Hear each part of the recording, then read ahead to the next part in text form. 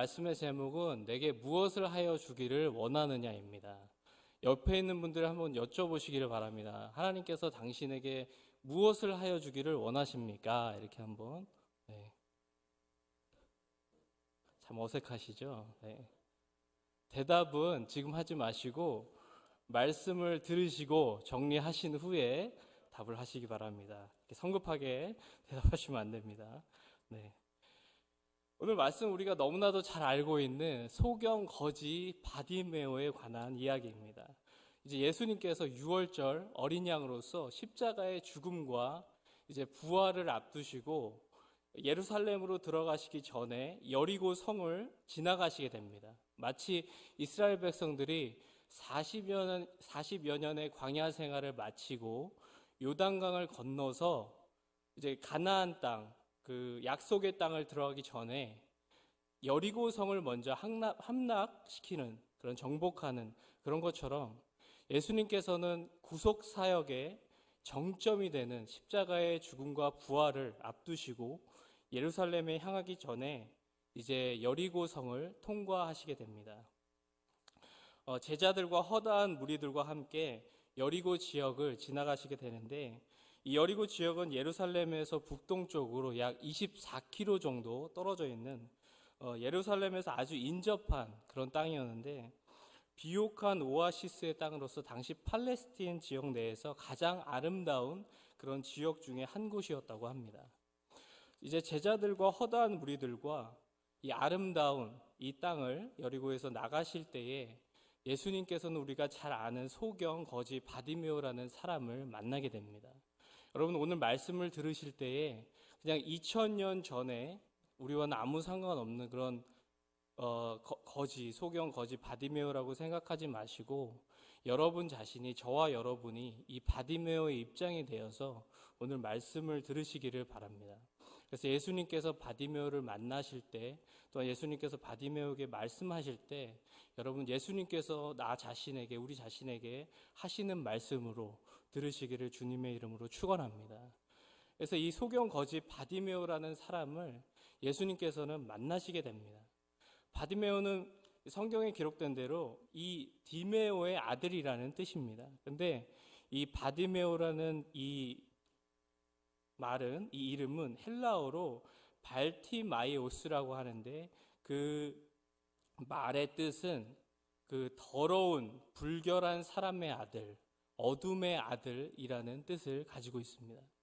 그래서 바디메오는 자신의, 아이러니하게도 자신의 이름처럼 그런 어두움과 소경과 또한 거지로서의 불결한 더러운 환경 가운데 그런 삶을 살아가고 있었습니다. 사실 오늘 이 바디메오의 이야기는 마태복음 20장과 누가복음 18장에서 같은 내용을 다루고 있는데 차이점이 좀 있습니다. 그 차이점은 마태복음에서는 두 사람의 소경을 언급하면서 예수님께서 그들을 고친 사건이 여리고로 들어가는 길에서 일어났다라고 기록을 하고 있는데, 오늘 말씀에서는 여리고에서 나가는 길에 또한 바디메오 한 명을 언급하면서 기록하고 있습니다. 이 차이점은 다른 내용이 아니라, 다른 점이 아니라, 그때 당시 여리고는 둘로 나뉘어져 있었는데 구여리고와 또한 헤롯이 새롭게 건설한 신여리고로 그렇게 분리되어 있었습니다. 그래서 아마 예수님께서 구여리고를 떠나는 것과 동시에 신여리고로 가까이 들어가는 길에서 이 사건이 일어났다고 우리는 볼 수 있는 것입니다. 그리고 마태복음에서는 두 명의 소경을 언급하고 있는데 비해서 오늘 마가복음 본문에서는 그 중에서 한 명인 특별히 바디메오에 초점을 맞추어서 이 이야기를 진행해 나가고 있는 점이 차이점이라고 볼 수 있는 것입니다. 그러나 같은 말씀을 조금 다른 관점에서 이렇게 전하고 있는 것입니다. 이제 본문으로 돌아와서 46절 말씀을 보시면, 이때 당시 예루살렘에 입성하시기 전에 제자들을 비롯해서 많은 허다한 무리들이 예수님을 따랐습니다. 그동안 예수님께서 많은 이적과 기사들을 행하시고 또 병든 자를 일으키시고 너무나도 좋은 말씀들, 그 말씀에 위엄이 있는 그 모습을 바라보며, 전부는 아니었지만 그 중에 대부분의, 이 허다한 무리 중에 대부분의 사람들은 예수님을 정치적인 왕으로 생각하고 따랐던 것입니다.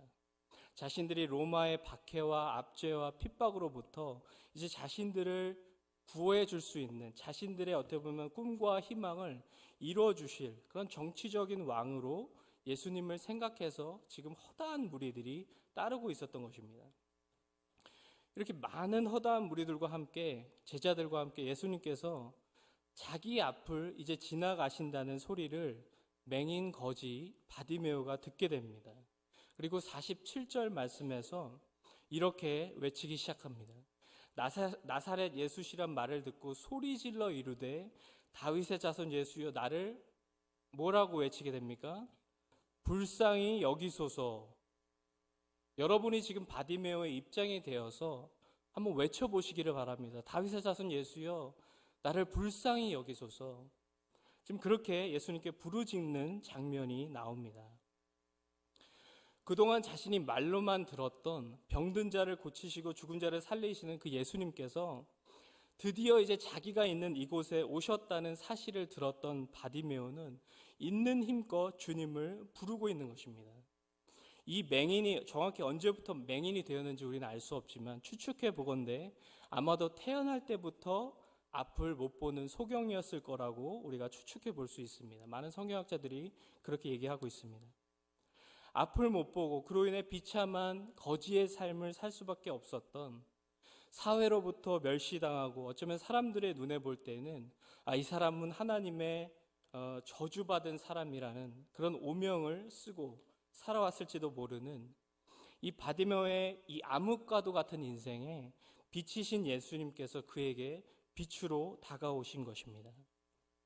다윗의 자손 예수요, 이 표현은 그때 당시 이스라엘 백성들이 메시아를 기다릴 때 다윗의 자손에서, 그 뿌리에서, 이새의 뿌리에서 나올 것을 믿고 알고 있었기 때문에 지금 예수님을 다윗의 자손이라고 부르는 이 믿음의 고백은 바로 하나님의 아들 메시아임을 고백하는 바디메오의 믿음의 고백이었던 것입니다.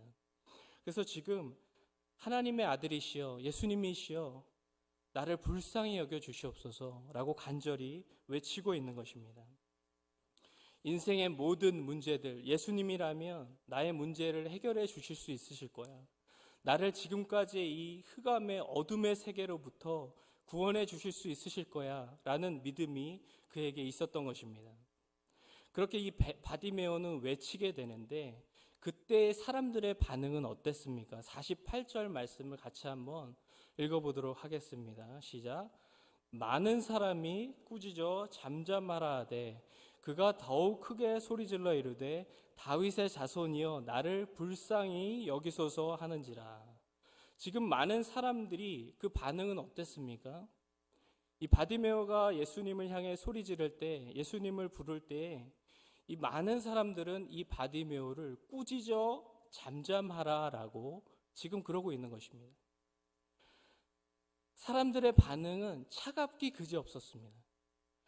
예수님을 자신들의 정치적인 왕, 이제 곧 자신들을 박해와 핍박으로부터 자신들의 이제 꿈과 희망을 실현시켜 줄 수 있는 예수님이 이제 빨리 자신들의 생각으로는 예루살렘에 빨리 들어가셔서 나는 왕이다라고 외치셔야 되는데, 로마로부터 독립을 외치시고 우리에게 희망을 주셔야 되는데 지금 시간이 없는데 이 거지 맹인 한 명이 예수님을 붙잡고 있는 이 시간은 그들에게 방해가 되는 그런 행동이었던 것입니다. 그러나 주님께는 이 맹인 거지 바디메오의 외침이 천하보다 귀한 자녀의 외침이었을 것입니다. 그래서 주님께서는 가시던 발걸음을 멈추시고 49절 말씀에서 그를 부르라 그렇게 말씀하십니다. 지금 이 말씀을 제가 묵상하면서 이 사람들의 모습을 바라보며 우리의 모습을 한번 돌아보았으면 좋겠습니다. 우리의 삶이 이 허다한 무리들 중에 어떤 부류에 속하는지 우리 자신을 한번 묵상해 보았으면 좋겠습니다. 많은 영혼들이 우리의 모습을 통해서 정말 주님께 나아오는 그런 삶을 살아가고 있는지, 아니면 잠잠하라, 나의 삶을 통해서 많은 사람들이 오히려 시험에 들고 예수님으로부터 멀어지는 삶을 살고 있지는 않은지. 제가 차에 십자가 그 목걸이 그 차를 장식을 하고 다니거든요. 그러면서 제가 추월할 때가 있어요. 빵빵거리고. 참 안 좋은 행동입니다. 여러분, 우리의 삶을 통해서 많은 사람들이 하나님께 나오는 삶을 살아야 할 줄로 믿습니다. 우리의 삶이 주님, 여기 바디메오와 같은 사람이 있습니다. 지금까지 너무나도 힘들고 어두운 가운데 살아가는, 정말 주님 아니면 이 문제를 해결할 수 없는 바디메오가 내 옆에 있습니다. 주님, 이 사람을 불쌍히 여겨 주시옵소서. 함께 외쳐주시는 여러분의 삶이 되시기를 주님의 이름으로 간절히 축원합니다. 옆에 있는 분들 한번 바라보시겠습니다. 우리 함께 하나님께 부르짖기를 원합니다. 이렇게 한번 인사하도록 하겠습니다. 더 이상 안 시킬게요. 죄송합니다. 다시 본문으로 돌아와서 예수님께서 자신을 부르신다는 말씀을 들은 바디메오는 50절 말씀에서 50절을 같이 한번 읽어보도록 하겠습니다. 시작. 맹인이 겉옷을 내버리고 뛰어 일어나 예수께 나아오거늘. 한 번 더 읽겠습니다. 맹인이 겉옷을 내버리고 뛰어 일어나 예수께 나아오거늘. 지금 바디메오의 행동은 어땠습니까? 자신이 입고 있던 자신의 모든 재산인 겉옷을 내버리고 뛰어 일어나 예수께 나왔다라고 기록하고 있습니다. 그때 당시에 바디메오에게 겉옷이란 우리가 생각하는 이런 그냥 옷이 아니라 밤낮에 일교차가 큰, 기온차가 큰 팔레스틴 지역에서는 낮에는 의복으로, 밤에는 침낭으로, 침구로 사용되었으며, 특별히 맹인 거지에게는 더할 나위 없는 소중한 그의 재산이었을 것입니다. 만약에 밤에 이 겉옷이 없으면 얼어 죽을 수도 있는 그런 자신에게 아주 귀중한, 그런 자신이 의지하던 그런 재산이었던 것입니다. 그가 이 겉옷을 내버리고 뛰었다는 의미는 이제 그동안 자신이 의지했던 모든 것들을 이제 다 내버리고 오직 주님만 의지한다라는 그런 간절한 믿음의 표현이었던 것입니다. 어떻게 보면 마지막일지도 모르는, 예수님께서 지금 지나쳐버리면 자신의 인생에 더 이상 해답이 있을 수 없는, 주님만이 나의 인생의 해답입니다라는 그의 간절한 믿음의 표현이었던 것입니다. 사랑하는 성도 여러분, 우리가 주님께 나아갈 때는 이런 간절함으로 나아가야 할 줄로 믿습니다. 우리 주위에 방해물이 있어서, 시간이 없어서, 할 일이 많아서, 피곤해서 하나님 오늘은 좀 쉬겠습니다. 기도하는 시간이 점점 줄어들고, 말씀 보는 시간이 줄어들고, 하나님과 교제하는 시간이 줄어들고 있다면 이 시간 우리의 신앙을 다시 한번 돌아봐야 할 줄로 믿습니다. 하나님께서는 나를 간절히 찾는 자가 나를 만날 것이니라 라고 잠언 8장 17절에서 말씀하고 계십니다. 여러분, 이 간절함을 다시금 회복하시기를 주님의 이름으로 간절히 축원합니다. 제가 어렸을 때만 해도 한국에서 저희 교회에는 이제 24시간 그 기도실이 있었어요. 문을 다 열어놓고, 저도 중학생 때인데도 학교에서 집에 올 때 들려서 기도하기도 하고, 또 가끔은 그곳에서 철야를 하기도 하며 그런 삶을 살기도 했습니다. 그럴 때에 이렇게 옆방에서, 기도 옆방에서 들려오는 기도 소리를 밤새 들은, 그래서 기도가 끊이지 않는 그런 우리 시기도 보냈음을 제가 기억합니다. 이런 간절함, 하나님을 향한 몸부림, 이런 우리의 기도가 회복되어지기를 주님의 이름으로 간절히 축원합니다. 자신의 가장 소중한 것을 미련 없이 버리며 믿음으로, 간절한 믿음으로 주님께 나온 바디메오에게 예수님께서는 이렇게 물어보십니다. 51절 말씀 보시면 예수께서 말씀하여 이르시되 내게 무엇을 하여 주기를 원하느냐라고 물어보십니다. 여러분, 예수님께서 바디메오의 필요를 모르셨을까요? 바디메오의 상황을 모르셨을까요? 누구보다도 더 잘 알고 계셨고, 그의 상황, 그의 지금까지의 삶을 주님께서는 다 알고 계셨을 것입니다. 그럼에도 불구하고 주님께서 내게 무엇을 하여 주기를 원하느냐 물어보신 그 이유는 바로 주님께서는 우리의 입술을 통해 우리의 간구를 듣기를 원하셔서인 줄로 믿습니다. 인격적으로 우리와 대화하며 교제하기를 원하시는 것입니다. 주님은 우리에게 내가 다 알고 있다, 나에게 와서 도움을 구하고 내가 문제와 상처들을 해결하며 싸매주는 것을 경험하기를 원하고 그로 인해 나와 함께 기뻐하고 즐거워하기를 원한다라고 말씀하시는 분이십니다. 그 자리에서 바디모의 눈을 그냥 띄워주고 걸어가신 것이 아니라, 지나친 것이 아니라 바디메오와 지금 인격적인 교제를 하고 계시는 것입니다. 때로는 하나님께서 우리의 기도를 계속 좀 딜레이 하시는 듯한 모습을 보이실 때도 있는 것입니다. 우리의 기도의 응답에 대해서 하나님께서는 기다려라 라고 말씀하실 때가 있는 것입니다. 그 이유는 주님께서는 우리와 함께 교제하시며 그 기도의 문제들을 같이 응답해 나감을, 성취되어 감을 같이 우리와 이렇게 같이 함께 걸어가시며 우리가 경험하기를 원하셔서인 줄로 믿습니다. 우리는 단순히 주님께 나오는 이유가 우리의 눈이 멀어서 우리의 어떤 문제들이 있어서 그때만 필요에 의해서 주님께 나오는 것을 하나님께서 원하는 것이 아니라 날마다 우리가 주님과 동행하며 그 삶 가운데 하나님께서 우리 삶 가운데 이루시는 기적들을 함께 누리며 하나님의 영광을 누리며 나아가기를 원하시는 줄로 믿습니다. 데살로니가전서 5장 10절 말씀에서 이렇게 말씀하고 계십니다. 함께 같이 읽도록 하겠습니다. 예수께서 우리를 위하여 죽으사 우리로 하여금 깨어있든지 자든지 자기와 함께 살게 하려 하셨느니라. 아멘.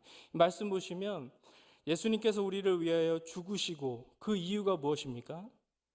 우리로 하여금 깨어있든지 자든지 주님과 함께 살게 하려 하셨기 때문에 우리가 주님과 우리와 영원히 함께 하시기를 원하셔서 저 영원한 천국에서 영원한 생명으로 영원토록 함께 하시기를 원하셔서 십자가에서 죽으시고 부활하신 줄로 믿습니다.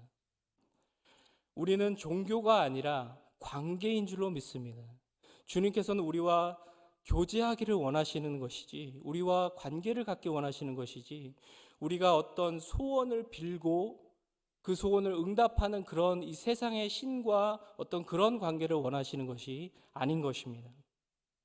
지금 예수님께서는 바디메오와 인격적인 교제와 더불어 그에게 예수님에 대해서 깊이 있게 알려주시기 원하셔서 내게 무엇을 하여 주기를 원하느냐 지금 물어보고 계시는 것입니다.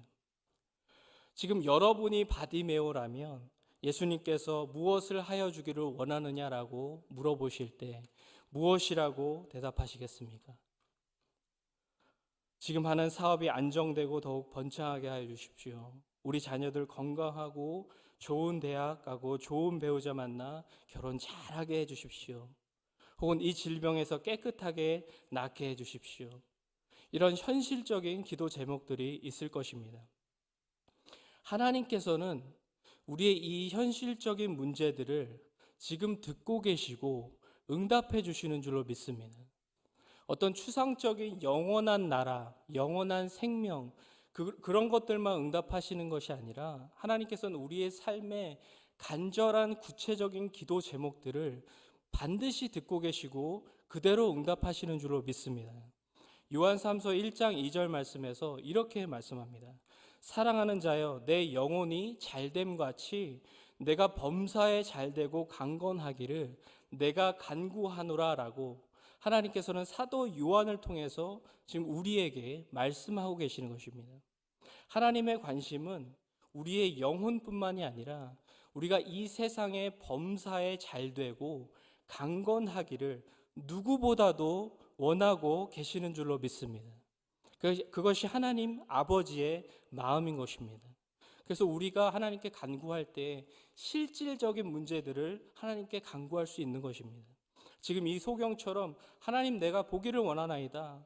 하나님 이 질병이 낫기를 원하나이다. 우리 자녀가 잘 되기를 원하나이다. 우리는 기도할 수 있는 것입니다. 그 기도가 하나님의 마음에 합한 기도라면 하나님께서는 반드시 응답하시는 것입니다. 제가 하나님의 마음을 조금이라도 표현할 수 있는 아버지의 마음을 제가 생각하다가 제가 아버지로서 겪었던 그런 얘기를 하나 들려드리고자 합니다. 저희 가족이 놀이공원에 간 적이 있었습니다. 그곳에서는 여러분 아시다시피 여러 가지 게임을 통해서 이제 선물을 타는 이제 선물을 주는 그런 장소가 있습니다. 그중 한 곳은 한 곳을 저희가 지나치다가 저희 아들이 특별히 큰 인형이 있는 그 캡틴 아메리카라고 큰 인형이 있어요. 생각도 하기 싫은데 지금. 네. 그 인형이 있는 거를 보고 거기 하자는 거예요. 근데 그 게임이 뭐였냐면 농구공을 농구 골대에 넣는 건데 굉장히 멀리 높이 이 조명 정도 조금 낮은 정도에 있는 조그만 골대 멀리서 3점 라인에서 공을 넣어서 세 번의 기회를 주는데 한 번이라도 들어가면 큰 인형을 주는 것이었습니다. 제가 그래도 한 농구를 했는데 거기서 이제 있는 힘껏 던졌어요. 어림도 없더라고요. 세 번을 던졌는데 다 림에 맞거나 에어볼이 나서 제가 조금 승질이 났습니다. 그래서 두 번을 더 했어요. 5불이었는데 15불을 썼는데 다 림에 맞거나 그렇게 나갔어요. 그래서 제가 얘가 너무 징징대니까 너무 주고 싶은 거예요. 아빠의 마음으로서. 그래서 제가 물어봤어요. 이거 돈 주고 사겠다고 내가 차라리 내가 한 20불 주겠다고 얼마냐고 막 안 된다는 거예요. 이거는 룰이 안 된다고. 그러고 제가 낙심하고 있는데 제 다음에 어떤 흑인 청년이 오더니 두 번 만에 넣는 거예요, 그거를. 그러고 그 인형을 타서 걸어가는데 어찌나 멋있게 보이던지 그 어깨는 얼마나 넓어 보이고 제 자신이 얼마나 초라하게 작게 느껴지던지 제가 그 청년을 보면서 그러면 안 되는데 갑자기 그런 생각이 드는 거예요. 저 청년에게 가서 물어봐야 되겠다. 저 인형을 좀 줄 수 있겠냐고 내가 돈을 주고라도 사면은 어떻게 했냐고 물어봐야 되겠다. 그러니까 제 와이프가 그러지 말라고 좀 한국에서 온 티 좀 내지 말라고 창피하다 그러면서 그래도 제가 뛰어갔습니다. 뛰어가서 그 흑인 청년한테 사정을 얘기했어요. 얘기했더니 흔쾌히 또 내주더라고요. 쿨하게. 어찌나 멋있게 보이던지 여러분. 제가 연신 땡큐를 외치며 그 인형을 저희 아이에게 갖다 주었던 기억이 있습니다. 하나님과 하나님의 마음과는 비교도 할 수 없겠지만 제가 원래 그런 사람이 아닌데 그 창피함을 무릅쓰고 그렇게 했던 이유는 제가 그 아이에게 주고 싶은 마음이 그렇게 컸던 거예요. 하나님께서는 이 세상에서 우리가 하나님께 간구할 때에 우리가 어떤 죄악된 간구나 우리의 영혼에 해가 되지 않는 이상은 우리 삶에 필요하고 하나님 마음에 합한 기도는 반드시 응답하여 주실 줄로 믿습니다. 하나님께서 뭐가 부족해서 들어주시지 않겠습니까? 로마서 5장 8절 말씀에서 우리가 아직 죄인 되었을 때 그리스도께서 우리를 위하여 죽으심으로 하나님께서 우리에 대한 자기의 사랑을 확증하셨느니라. 로마서 8장 39절 말씀에서 높음이나 깊음이나 다른 어떤 피조물이라도 우리를 우리 주 그리스도 예수 안에서 있는 하나님의 사랑에서 끊을 수 없으리라라고 말씀하고 계십니다. 자기의 아들 독생자 예수 그리스도를 아낌없이 내어주신 그 주님께서 우리의 영혼이 잘됨 같이 우리 범사에 필요한 모든 것들 하나님께서 응답하여 주실 줄로 믿습니다. 그러나 우리가 꼭 그 기도 응답 때문에만 나오는 것이 아니라 우리가 주님을 사랑해서 하나님께 나올 때 하나님의 나라와 의를 먼저 구할 때 하나님께서는 우리가 구하기도 전에 있어야 할 것들을 다 우리에게 주실 줄로 믿습니다. 그래서 이 바디메오는 자신이 이제 주님께서 너에게 무엇을 하여 주기를 원하느냐 물어봤을 때 아주 간단하게 대답합니다. 선생님이요 보기를 원하나이다 라고 고백하게 됩니다. 그 고백에 대해서 그 대답에 대해서 예수님께서는 52절 말씀에서 이렇게 말씀하십니다. 같이 한번 읽어보도록 하겠습니다. 시작. 예수께서 이르시되 가라 내 믿음이 너를 구원하였느니라 하시니 그가 곧 보게 되어 예수를 길에서 따르니라. 아멘. 지금 이 말씀에서 우리가 주목해야 봐야 할 점은 예수님의 대답이셨습니다. 가라 너 눈이 뜨였으니 이제 나를 따르라 혹은 가서 전하라 이렇게 말씀하신 것이 아니라 가라 어떻게 대답하십니까? 내 믿음이 너를 구원하였느니라 라고 말씀하십니다. 예수님께서 이런 표현들을 많이 하셨습니다. 혈루증 12회 동안 혈루증을 앓았던 여인에게도 그가 옷자락을 만졌을 때 예수님께서 가라, 내 믿음이 너를 구원하였으니 평안히 가라, 내 병에서 놓여 건강할지어다라고 말씀하시게 됩니다. 지금 예수님께서는 치유에 대한 응답을 하시면서 구원에 대해서 말씀하고 계시는 것입니다. 이 말씀은 무슨 말씀이냐면 주님 안에 영원한 생명과 구원과 더불어 치유도 함께 있다라는 것입니다. 여러분, 복음 안에 구원과 치유가 함께 있는 줄로 믿습니다. 주님께서 십자가에서 전인적인 구원을 하신 것입니다. 우리의 질병과 우리에게 생명을 함께 주신 줄로 믿습니다. 지금 너가 구원을 받았다라는 의미는 너가 치유함을 받았다라는 의미도 동시에 포함되어 있는 것입니다. 여러분, 주님을 만나면 구원과 치유를 누리게 될 줄로 믿습니다. 어떻게 보면 바디메오는 지금 눈을 치유받기 위해 나왔습니다. 그러나 눈을 보기 위해서 나왔는데 그는 주님을 만났더니 구원을 얻게 되었던 것입니다. 왜냐하면 주님 안에, 그 복음 안에 구원과 치유가 다 있었기 때문입니다. 주님 안에, 복음 안에 생명과 치유가 있는 줄로 믿습니다. 그리고 나서 바디메오가 이제 그 눈을 뜨게 되고, 그리고 가장 처음 본 분이 누구셨습니까? 바로 빛이신 예수님이셨습니다.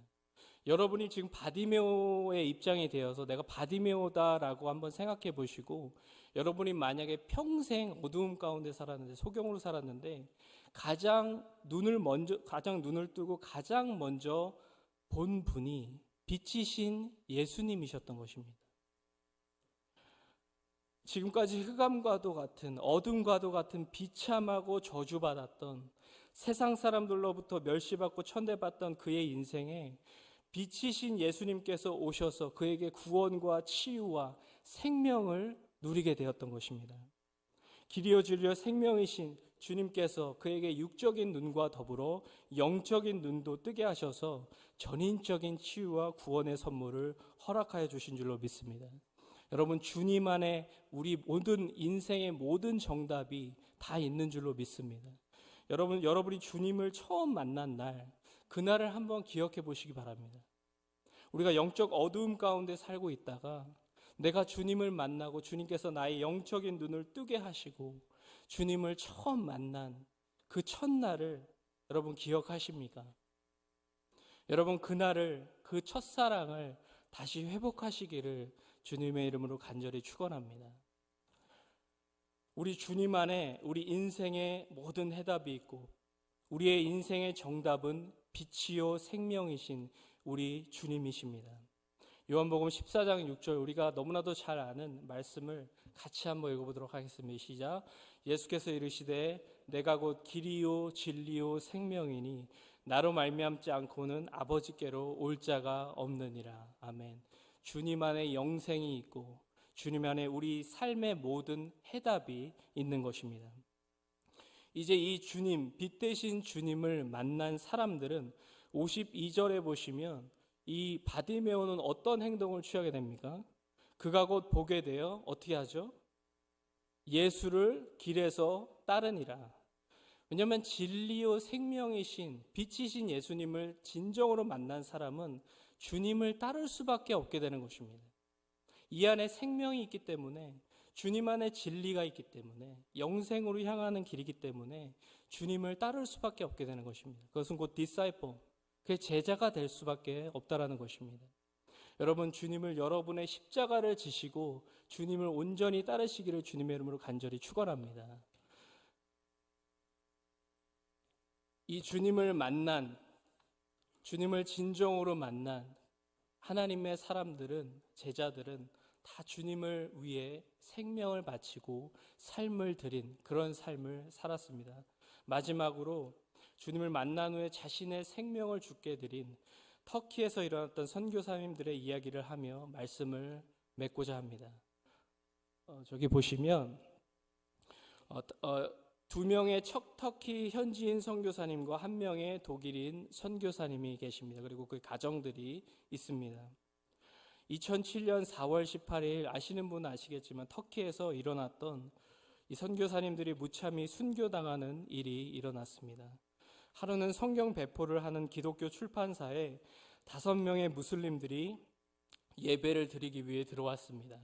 이 5명은 이슬람 과격단체의 일원이었는데 기독교 단체를 테러하기 위한 목적으로 위장해서 성경 공부한다고 위장해서 예배드리러 오는 것처럼 그렇게 들어온 것입니다. 그렇게 3개월간 참석하며 출석하며 주도 면밀하게 살해 계획을 세운 이들은 드디어 D-Day를 정하고 2007년 4월 18일 이 선교사님들을 총으로 위협해서 의자에 묶습니다. 그리고 만약에 예수 그리스도를 부인하고 알라를 최고의 신으로 받아들일 것을 강요하며 칼로 고문하기 시작합니다. 이 무슬림들은 순교하신 분은 3명의 선교사님들입니다. 가정분들은 아니고 이 3명의 선교사들을 의자에 묶어놓고 잔인하게 칼로 찌르며 손가락을 하나씩 자르며 코와 배를 가르며 그래도 이들이 예수님을 부인하지 않자 나중에는 배 안에서 창자를 꺼내서 다른 사람들이 보는 앞에서 그것을 조각을 냈다고 합니다. 현지인인 네자틴 형제는 99번 칼에 찔려서 순교를 당했고 독일인 선교사 틸만은 156번 칼에 찔려서 순교를 당했습니다. 그리고 현지인 우루 형제는 그 찔린 횟수가 셀 수가 없을 정도였다고 합니다. 그러나 이 가운데 그 누구도 그 고통 가운데서도 한 명도 주님을 부인하지 않고 순교했다고 합니다.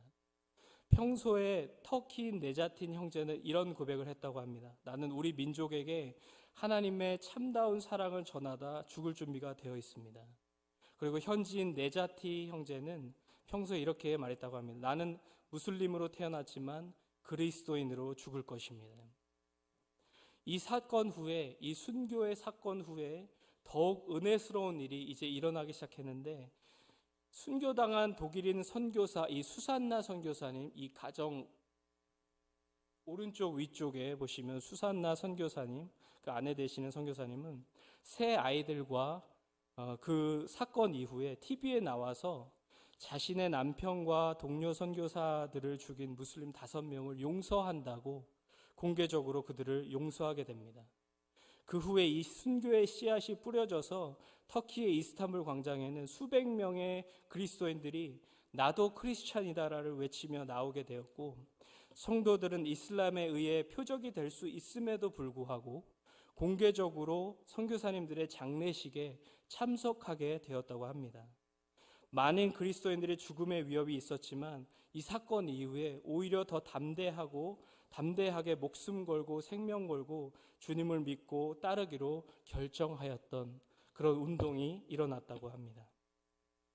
사랑하는 성도 여러분, 이 3분의 하나님의 사람들이 끝까지 주님을 부인하지 않고 자기 생명을 하나님께 드릴 수 있었던 이유는 바로 그들이 길이요 진리요 생명이신 주님을 진정으로 만났기 때문인 줄로 믿습니다. 정말 주님을 진정으로 만난 사람들은 영적인 눈이 띄어지고 이 세상의 삶이 전부가 아닌 하나님 나라의 삶을 향한 하나님의 영광을 위한 그런 삶을 살게 되는 것입니다. 나의 십자가를 지고 주님을 따르는 삶을, 나의 생명을 기꺼이 드리는 삶을 살게 되는 것입니다. 이런 삶이 바로 주님을 진정으로 만난 사람들의 삶인 것입니다. 영적인 눈이 띄어진 사람들의 삶인 것입니다. 우리의 삶은 우리의 생명을 하나님께 드리는 것, 하나님의 은혜와 사랑에 감사해서 나의 전부를 드리는 것, 그것이 우리의 삶이 되어야 할 줄로 믿습니다. 여러분의 생명을 주님께 감사함으로 드리며 여러분 삶에서 정말 많은 사람들을 하나님께로 인도하며 정말 하나님께 갚을 것이 없나이다. 하나님 나의 삶을 받아주시옵소서. 여러분의 삶을 드리며 하나님께 영광 돌리시는 여러분 복된 삶이 되시길 주님의 이름으로 간절히 축원합니다. 이 시간 말씀을 기억하며 잠시 기도하기 원합니다.